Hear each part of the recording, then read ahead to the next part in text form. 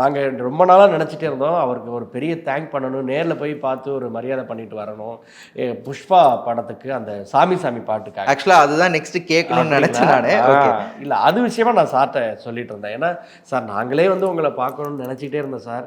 சரி உங்களை தொந்தரவு பண்ண வேண்டாம், உங்களுடைய அவைலபிள் எப்போன்னு தெரிஞ்சுக்கிட்டு வரணும்னு நினச்சிட்டே இருந்தோம்.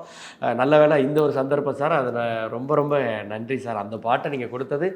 ஏன்னா இதுக்கு முன்னாடி நம்ம சூப்பர் சிங்கராக இருக்கட்டும், அப்புறம் ஒரு சின்ன மச்சான் பாட்டாக இருக்கட்டும், இதெல்லாம் ஓரளவுக்கு தமிழ் மக்கள் மத்தியில் கொண்டு போய் சேர்த்துச்சு, பெரிய லெவலில் சேர்த்துச்சுனாலும் கூட நாங்கள் வேறு ஸ்டேட்டு போகும்பொழுது, இப்போ இந்த நம்ம கேரளா பக்கம் போகும்போது, அதே போல் எங்கிட்ட நார்த் சைடு பாம்பே எல்லாம் போகும்போது இந்த சாமி சாமி பாட்டு தான் எங்களுக்கு ஒரு பெரிய அடையாளம்.